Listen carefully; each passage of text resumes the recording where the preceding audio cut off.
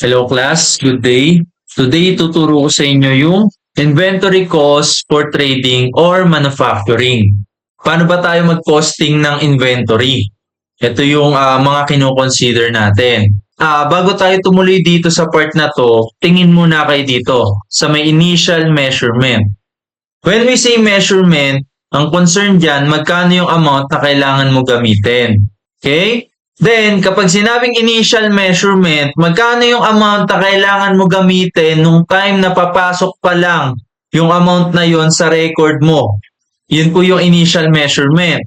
Kapag inventaryo po ang pinag-uusapan, ang initial measurement po at cost. Ibig sabihin, magkano ba yung gastos mo para dun sa inventaryo? Yun ang gagamitin mo kapag ipapasok mo yung amount na yon sa record mo. Magkano yung ginastos mo doon sa inventaryo? Lahat ng necessary na gastos mo. Okay? Whether direct man yan or indirect yung gastos na yan, as long as necessary yan doon sa inventaryo, ika-capitalize po yan. Ibig sabihin, ihahalo natin yung gastos na yan doon sa mismong gastos para sa inventaryo or para doon sa paninda.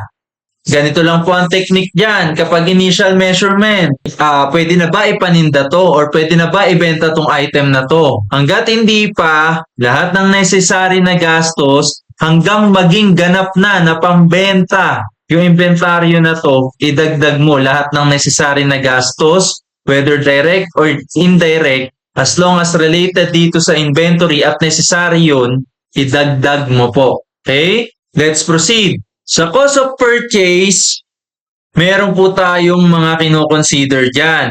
Pag sinabi natin cost of purchase, magkano yung ginastos mo para mabili yung bagay na yon, yung inventaryo na yon, yung asset na yon, magkano ang ginastos mo. Most commonly, itong mga to, ito sa cost of purchase natin, whether trading or manufacturing, gumagamit po netong cost of purchase sa pag-determine ng cost ng inventory. Okay po? So, unahin na natin yung purchase price. When we say purchase price, magkano yung halaga or magkano yung presyo nung item na yon, nung time na binili mo siya, magkano yung presyo nun? Yung presyo mismo nung item. Purchase price po yon. Kapag import duties naman, itong pangalawa, magkano yung ginastos mo para ma-import yung bagay na yon? Magkano po yun? For example, nag-import ka, nagbayad ka sa customs. Necessary yun para ma-import mo yung item or yung paninda mo. Dahil necessary yun, idagdag mo doon sa gastos mo sa mismong produkto mo. Ngayon, yung import duties po kasi kapag hindi mo yan binayaran, smuggled ang item mo or yung in-import mo. Hindi ka dumaan sa tamang proseso, hindi ka nagbayad ng import duties. Okay? Itong import duties, uulitin ko, babayaran po ito sa customs para ma-import mo yung item na binili mo outside the country. Okay? Next, irrevocable taxes. Let's say for example, meron kang binayarang tax. Let's say for example, nagbayad ka ng VAT. Hindi mo na mare-recover yung VAT kasi hindi ka naman VAT registered, hindi ka naman negosyo. Yung binayaran mo na VAT, idagdag mo dun sa mismong gastos mo para dun sa binili mo. Total, hindi mo na mare-recover yung tax na yun. Hindi ka naman VAT registered, hindi ka naman negosyo. Di ba? So, anong gagawin mo? Di mo mare-recover yung taxes. Idagdag mo doon sa mismong gastos mo sa produkto na binili mo. Okay? Kasi hindi mo rin naman ma-i-incur yung gastos na yon kung hindi ka bumili ng produkto na yon. Hindi mo rin naman babayaran yung taxes na yon kung hindi mo binili yung produkto na yon. Ibig sabihin, necessary talaga yung gastos na yon para mabili mo yung produkto na yon. Necessary yung taxes na yon. Though, hindi mo na siya mare-recover, ihalo mo siya doon sa gastos mo sa mismong produkto. Dahil kasalanan ng produkto na to, bakit ka nagbayad ng tax na yon at hindi mo na mare-recover.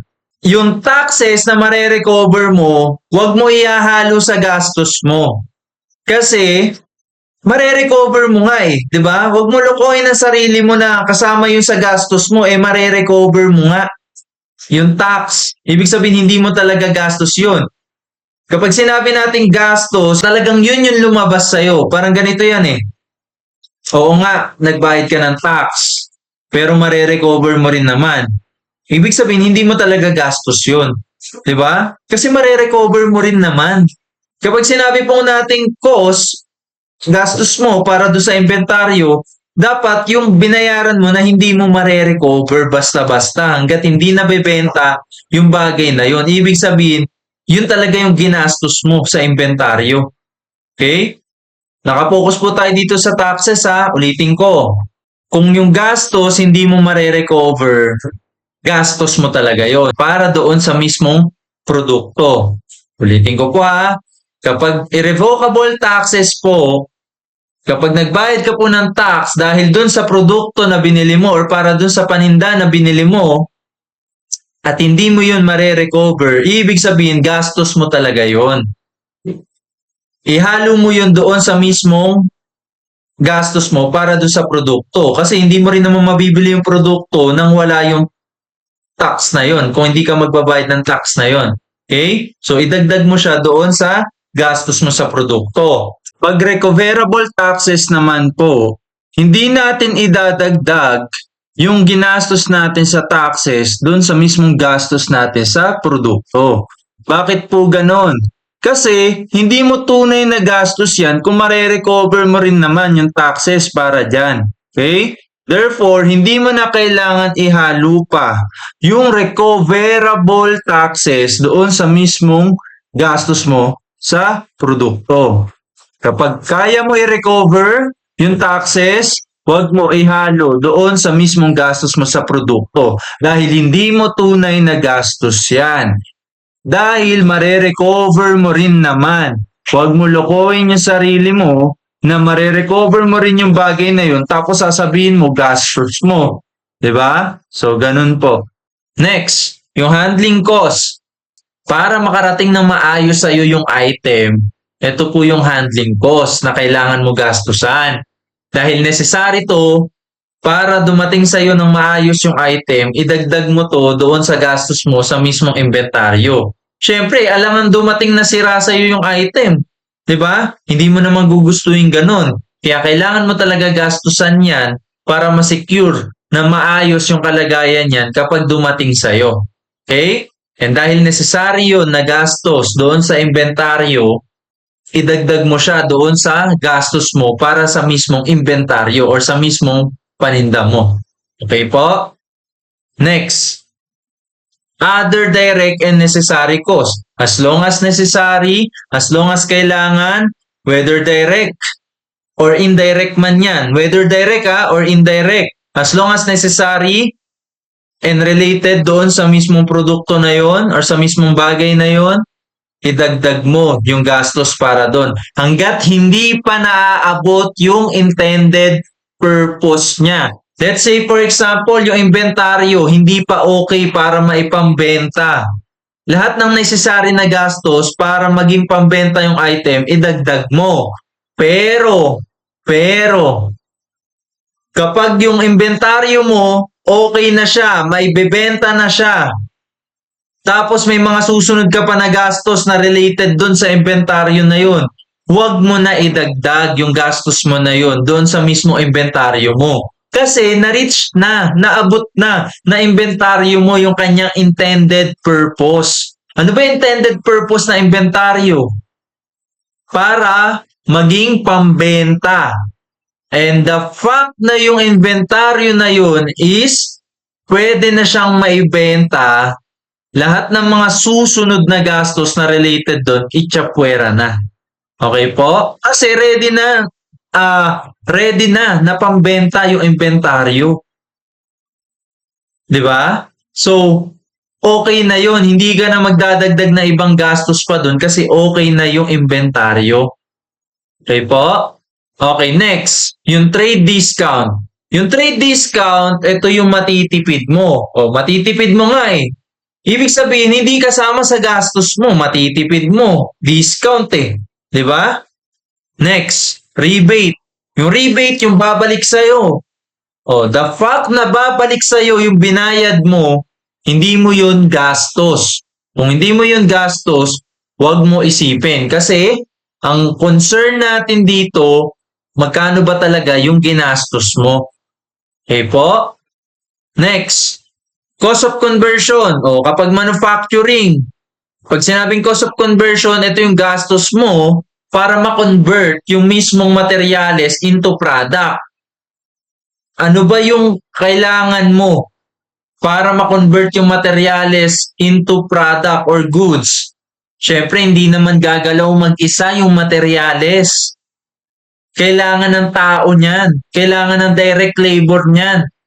Okay? Ano pa? Kailangan ng machine, ng factory. Kailangan ng planta. Okay? Yun po yung tinatawag nating cost of conversion. Ang pasok po dyan sa conversion cost natin is yung ating direct labor. Ano pa? Yung ating factory overhead. Yung factory overhead natin, dyan nakapaloob yung ating mga indirect labor and indirect materials and yung mga indirect factory expenses natin. Okay? Let's say for example, yung depreciation. Diba? Yung machine, syempre ginamit mo yan. Magdi-depreciate talaga yan. Ngayon, yung depreciation na yun, kasama yun sa cost of conversion. Sige, isa-isayin natin yung laman ng cost of conversion. Una, yung tinatawag nating direct labor. Let's say for example, ang paninda, ang inventaryo, tinapay. Bago maging tinapay, minamasa muna yan. Sino po yung nagmamasa nun? Sino po yung naglalagay sa oven? Yun po yung direct labor nun. Ngayon, ayun po ay part ng ating cost of conversion. Okay? Pero sa aling part po siya papasok? Dito po sa may fixed production overhead. Bakit po? Siyempre, yung pasahod mo, fix yan. Hindi naman pabago-bago yan, right? Okay? Unless, yung binibigay mo doon sa empleyado mo, commission-based. Hindi naman. Madalas talaga, fix yung pasahod. Okay? Next, ano pa yung laman ng cost of conversion? Yung sinabi ko kanina, factory overhead. Yung factory overhead, pwede po yung mahati sa dalawa. Pwedeng fixed, pwedeng variable. O, magbigay muna tayo sa fixed. Factory overhead, kasama dito yung depreciation. O, fixed cost din po yun. Fixed production overhead din po yun. Fixed yung depreciation mo. Let's say for example, every year, ganito yung binababa ng value ng machine na ginagamit mo para magawa yung inventaryo. Ano pa? Yung pasahod mo para doon sa mga supervisor doon sa mismong factory. Ulitin ko, yung pasahod mo doon sa mga supervisor sa factory. Okay? Indirect labor po yun. Part po yun ng factory overhead. And yung factory overhead na yun is part ng fixed production overhead. Fixed cost po yun.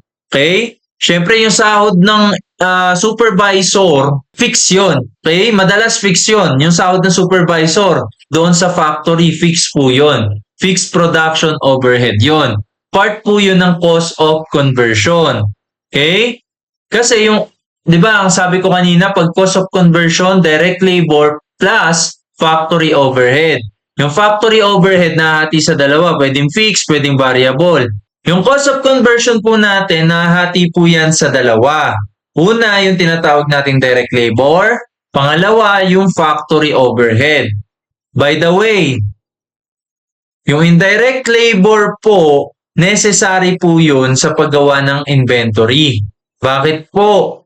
Kasi para ma-make sure na maaabot yung quality na condition ng mismong inventaryo bago siya mabenta. Okay po? Bago siya magawa, bago siya maging ready na pambenta para ma-secure na nasa quality na condition yung inventaryo. Kasi kung wala supervisor, baka yung direct labor magkamali na magkamali yan. Diba? Iba pa rin kung mayroong supervisor. Okay po? Baka mas lalo kang mapagastos pag lagi nagkamali yung direct labor mo. Diba? Baka lalo kang mapagastos niyan. Kaya kailangan yung supervisor. And then, dahil kailangan yung supervisor para maabot ng inventaryo or ng paninda yung kanyang quality condition, ano yung state na pwede na siyang ipambenta, lahat po ng gastos para doon sa pasahod sa supervisor, idagdag mo po doon sa inventaryo na yon. Okay po? Ano pa? Yung indirect materials. Yung indirect materials po, ito po yung mga hindi madaling makita doon sa mismong produkto. Pero necessary pa rin naman yun. Let's say for example, yung mga indirect supplies natin, mighty band, scotch tape, yung mga pandikit, okay? Mga indirect supplies po yun or indirect materials. Ano pa po? Let's say for example, yung pintura. Teka sir, sabi mo kanina hindi madaling makita. Yung pintura, madali yang makita. Ang problema kaya yan tinawag na indirect supplies or indirect materials kasi ang hirap mag-allocate ng gastos para sa pintura. Bakit po? Ano yun? Kada pahid mo, piso? Di ba po? So, mahirap i-determine yun. Kaya indirect supplies na lang siya or indirect materials na lang siya maka-classify. Hindi na po siya direct materials. Okay? Yung direct materials, direkta mo makikita doon sa mismong produkto at kaya mong mag-allocate ng gastos para doon. Okay? Yung indirect materials or indirect supplies, part po yun ng factory overhead. And yung factory overhead, part po yun ng cost of conversion. Okay? Ngayon, yung cost of conversion po natin, nahati po yan sa dalawa. Una, yung fixed production overhead. Yung pasahod sa tao, sa supervisor, nung mismong direct labor mo. Dito po yon sa fixed production overhead. Ano pa? Yung pasahod doon sa mismong direct labor mo, nandito rin yon. Okay? Pero direct labor ang tawag doon. Hindi magiging part yun na factory overhead, yung direct labor. Yung indirect labor, part siya ng factory overhead. Pero, ang concern natin dyan, fixed pa rin yun. Okay? Pasahod mo sa tao, fixed pa rin yun. Okay po? Most commonly, fixed yun. Hindi ko sinasabi na talagang hindi na pwede maging variable yung pasahod. Pwede pong maging variable, pero madalas fixed yung pasahod. Ano pa? Bayad sa renta ng mismong planta or ng mismong factory kung saan ginagawa yung produkto. Fixed din po yun. Ano pa? Yung depreciation ng mga machine na ginamit sa paggawa ng produkto. Fixed din po yun. Okay? Usually, fixed po yung depreciation. Pero may mga depreciation po tayo na variable or nagbabago-bago. Okay? Depende po sa depreciation method. Pero madalas po, straight line naman yung ginagamit na way na pagdi-depreciate. Ibig sabihin, equal lagi yung depreciation. Therefore, fixed production overhead po yun. Okay? Then yung mga variable production overhead, ito na po yung indirect supplies natin or indirect materials natin. Ano pa? Yung kuryente na ginagamit doon sa mismong factory.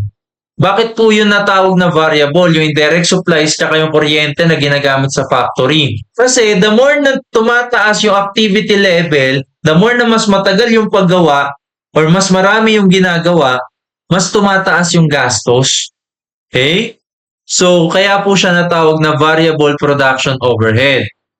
Then, syempre, whether fixed or variable man yan, as long as necessary yan sa pag-produce ng mismong produkto or inventaryo mo, i-add po natin yung gastos na yan doon sa halaga or sa gastos mo doon sa mismong produkto. Okay po? Dito naman po sa pangatlo, direct attributable cost. Yung direct attributable cost po, ang mga example po nito is yung cost of designing products for specific customers, storage cost related to goods in process. Dito muna tayo sa may cost of designing products for a specific customer. Ganito. Let's say for example, nagtitinda ka ng tinapay. May umorder sa'yo. Sabi niya ayaw niya ng normal na shape ng tinapay. Gusto niya star. Kaya ang binibenta mong hulma ng tinapay is bilog, circle. Ngayon, bibili ka ng panghulma para lang ma-meet mo yung gusto ng customer para bumili siya sa'yo. Ngayon, syempre, bibili ka ng panghulma. Kung yung panghulma na yon hindi mo na magagamit para sa ibang order ng ibang customer, idagdag mo yon sa gastos mo dun sa mismong inventaryo na pinapagawa niya sa'yo. Dun sa mismong paninda na hugis star. idagdag mo yung gastos mo doon. Okay? Ulitin ko. Kung merong pinapagawa sa iyo yung customer na hugis star na tinapay at doon mo lang sa order na yon magagamit yung panghulma mo, idagdag mo yon doon sa mismong gastos mo para doon sa tinapay. Okay? Then, i-charge mo yon doon sa customer. Total, siya yung nag-request ng ganong shape ng paninda mo. Yung panghulma na yon hindi mo na magagamit sa ibang order pa. Okay? Kasi, kung hindi mo na magagamit sa ibang order pa yon, ibig sabihin, yun talaga yung gastos mo para dun sa mismong produkto na yon. Okay? Kasalanan talaga ng produkto na yon. Kaya ka gumastos ng panghulma. Kasi hindi ka naman gagastos para dun sa panghulma kung hindi ka gagawa ng produkto na to. And dahil gagawa ka ng produkto na to at kailangan mo yung panghulma, idagdag mo yung ginastos mo doon sa panghulma, doon sa mismong gastos mo, doon sa mismong produkto mo. Okay? Ano pa? Dahil yung gastos mo sa panghulma ay ni-request ng specific customer mo, therefore, i-charge mo yon sa kanya. Kasi ganito yan. Hindi mo naman mabibenta sa kanya yung inventaryo mo nang hindi mo sinusunod yung design na gusto niya, yung shape na gusto niya. 'Di ba? So, kailangan mo bumili ng panghulma para masunod yung gusto niya, para maibenta mo yung inventaryo mo sa kanya. Okay? Ngayon, kung wala nang ibang paggagamitan ng mismong panghulma na yun, i-charge mo na doon sa mismong customer mo, pati yung panghulma na yung gastos mo.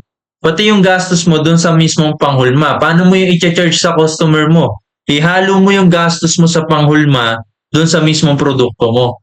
Then, tsaka mo i-charge doon sa customer. Okay po? Ganun lang po yun kasimple. Parang ganito. Yung cost of designing products for a specific customer, di ba ang goal kanina, lahat ng necessary na gastos para maabot yung intended purpose, kailangan idagdag lahat ng gastos para maabot ng bagay na yun, yung intended purpose niya, para maging ganap na paninda na siya, ganap na inventory na siya. Ibig sabihin, kung hindi ito gusto ng customer at meron siyang ibang gustong design at kailangan mo pa gumastos further para ma-meet yung gustong design or hulma ng mismong customer mo, idagdag mo po yun doon sa mismong gastos mo sa produkto mo. Kasi, ibig sabihin, hindi pa yun yung kondisyon or yung state o yung kalagayan ng produkto na gusto na bilhin or pwede na maging paninda yung item na yun. Kung hindi pa siya ready, yung paninda na to para ma-meet yung expectation ng customer para bilhin yung bagay na yon na meron ka or yung paninda na meron ka, ibig sabihin po, kailangan mo pa magdagdag ng gastos para maibenta mo yon. Kasi kung hindi mo dadagdagan yung gastos mo, hindi ka gagastos sa design. Ibig sabihin, hindi mo lalong mabibenta yon, yung inventaryo na yon. Okay? Next. Storage costs related to goods in process. Ganito po yan. Di ba sabi ko kanina, lahat ng necessary na gastos hanggat hindi pa naaabot ng inventaryo yung kanyang intended purpose. Ano ba yung intended purpose niya? Maging pambenta na siya. Okay, maabot niya na yung stage na pwede na siyang ipambenta. Ngayon, kung gumagastos ka pa ng storage cost para doon sa inventaryo na yun dahil hindi pa siya tapos, dahil ginagawa pa lang siya, goods in process pa lang, yung gastos mo doon sa storage, idagdag mo doon sa mismong produkto na ginagawa mo. Kasi, kung hindi mo yan ilalagay sa tamang storage, pwedeng ma-damage or hindi matapos yung inventaryo na yan. Ibig sabihin, necessary talaga na gumastos ka ng storage or gumastos ka sa storage para ma-secure na yung produkto na yan, matatapos yan. Okay? Dahil necessary yun para maabot nung produkto yung kanyang intended purpose para maging paninda siya nang hindi siya nadadamage, hindi siya naapektuhan sa quality, idagdag mo po yung gastos mo sa storage cost. Ganito. Let's say for example, meron kang paninda, hindi pa tapos. And gumagastos ka pa ng storage para sa paninda na yun na hindi pa tapos. Necessary yung gastos na storage cost para do sa paninda na yun para ma-secure na matatapos yung paninda na yun. 'Di ba? Dahil necessary yung gastos na storage cost doon sa paninda na hindi pa tapos, idagdag mo yung gastos mo sa storage cost doon sa mismong paninda mo na hindi pa tapos. Okay, okay po? Next. Yung kabaliktaran niyan, tingin po kayo dito. Finished goods, storage cost, hindi po natin sinasama. Kasi, ready na yung inventaryo, bakit mo pa i-store? Di ba sabi ko lang kanina, lahat ng necessary na gastos, whether direct or indirect, as long as related dun sa mismong inventaryo at necessary yun, hanggang dun lang yung kailangan mo idagdag sa gastos mo sa produkto mo. Hanggat hindi niya pa naaabot yung intended purpose niya. Ibig sabihin, hanggat hindi pa siya nagiging ready na ipambenta, lahat ng necessary na gastos para doon, idagdag mo. Ang sinabi dito, finished goods. Finished goods, storage cost. Bakit mo pa i-store? Bakit ka pa gagamit ng storage? Or bakit ka pa gagastos para sa storage? Ready na nga. Bakit ka pa gagastos sa storage? Tapos naman na yung produkto. Ready na siya ipambenta. 'Di ba? So, ibig sabihin, hindi po natin ito isasama sa gastos. Okay? Next. Or hindi po natin ito isasama doon sa gastos natin sa mismong produkto. Okay? Next. Normal loss. Ganito po yan. Normal loss, ito po yung mga losses na hindi within control ng mismong management. Kumbaga, normal part to ng operation ng negosyo, lalo na sa pag-produce ng produkto. Okay, normal losses. Let's say, for example, yung binebenta mo, ulam. Okay? Ngayon, yung pansabaw nun, syempre, habang pinapakuluan mo, nag-evaporate yung sabaw nun. Right? Meron pong normal loss doon. Nag-evaporate eh. Diba? Siyempre, binabayaran mo rin naman yung tubig para doon sa pansabaw mo. Ngayon, may parte ng pansabaw mo na nag-evaporate na. Siyempre, may kaakibat na gastos yun. Diba? Kahit nag-evaporate na yun, dahil hindi naman yun mapipigilan at normal part na yun ng operation ng negosyo at hindi yun kaya agapan na pipigilan natin mag-evaporate yung pansabaw. 'Di ba? Hindi naman ganun. Ibig sabihin, kahit na may losses ka na nawala, na may nawalang pansabaw dahil nag-evaporate, yung gastos mo doon sa nag-evaporate na part, idagdag mo pa rin sa gastos ng produkto mo. Kasi normal yun eh. Hindi na yun mapipigilan ng management. Okay? And necessary loss na yun, alangang hindi mo pakuluan yung sabaw. Paano kung sobrang dami ng mikrobyo, sobrang dami na ng mikrobyo na meron yun? 'Di ba? Necessary na pakuluan mo yun. Pagkain yun eh. And necessary and normal na may mag-evaporate na part doon. And yung ginastos mo sa tubig para doon sa nag-evaporate na part, idagdag mo pa rin doon sa mismong ulam na binibenta mo na merong sabaw. Okay po? Ganun po yun kasimple Basta pag normal losses, beyond control na po ito ng company. Normal na eh. Part na talaga ito ng operation. Ngayon, yung ginastos mo doon sa nawala na yon dahil normal naman na nawawala yung bagay na yon, yung gastos mo doon, idagdag mo sa mismong gastos mo dito sa mismong final product mo. Kasi, necessary pa rin naman yung gastos na yon. Normal nga na part eh. Ibig sabihin, hindi mo yun mapipigilan as long as nag-ooperate yung negosyo mo para gumawa ng produkto. Kung hindi mo yun mapipigilan at normal na yun na nawawala sa'yo, walang hindi mo yun i-charge sa customer, normal nga eh. Ibig sabihin, hindi mo siya mapipigilan yung gastos na yun or hindi mo mapipigilan na mayroong mawala talaga na parte. Okay? Kasi normal part na ng business yun. Okay? And beyond control na yun ng operation or ng management. Right? Pag normal loss po, tandaan nyo lang, idagdag nyo po doon sa mismong gastos nyo sa produkto. Kapag abnormal loss naman po, Dahil abnormal loss yan. Ang ibig sabihin po niyan, merong mga losses yung company na pwede naman mapigilan ng management pero hindi nila nagawa. Ibig sabihin, hindi naman talaga to normal part ng operation na merong nawawala. Let's say for example, merong ninakaw. Pwede naman yung mapigilan ng management, 'di ba? Bakit kailangan nila ihalo yun dun sa mismong gastos nila sa mismong produkto? Pwede naman nila yun maiwasan. And hindi yun normal, di ba? Abnormal nga eh. Hindi normal na mayroong nawawala na galing sa nakaw. Kaya naman yun maiwasan eh, di ba? So dahil kaya yun maiwasan, ibig sabihin, hindi necessary part yun para magawa yung produkto.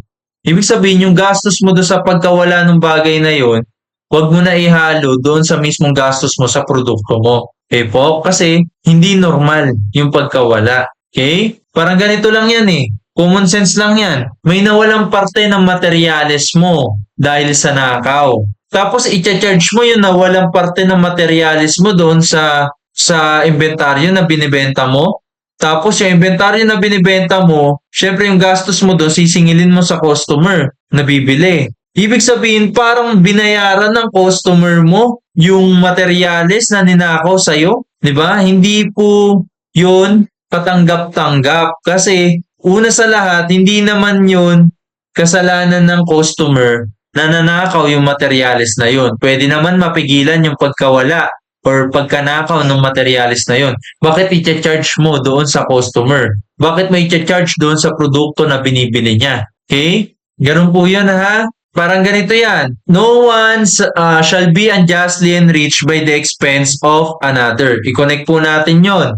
Iba yung nakinabang dahil iba naman yung nagnakaw ng materyales. Iba yung nakinabang. Ibig sabihin, kung ito yung customer, kung merong customer na bibili ng produkto mo and merong materyales na ninakaw sa'yo, huwag mo i-charge doon sa customer mo. Kasi hindi naman siya yung nakinabang. Hindi pwedeng siya yung magbayad para sa benepisyo ng ibang tao. Okay?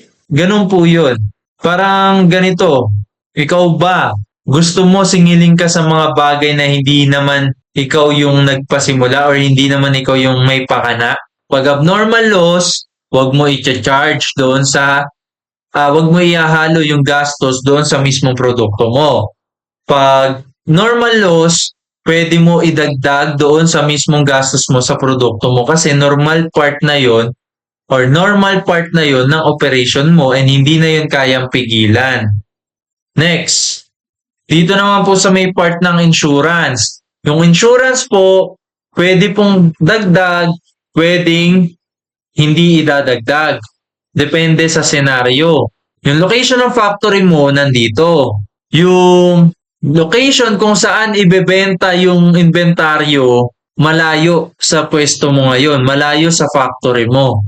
Ngayon, kung sasagutin mo yung insurance niyan para ma-secure na mabenta mo yung inventaryo mo at ligtas yan na dumating doon sa location kung saan siya ibebenta, idagdag mo po doon sa gastos mo sa mismong inventaryo. Kasi, necessary yun na gastos para ma-secure yung good condition na inventaryo mo para mabenta siya. Kasi kung hindi mo isi-secure yung good condition ng inventaryo mo kapag ibebenta siya, lalong hindi yan mabebenta.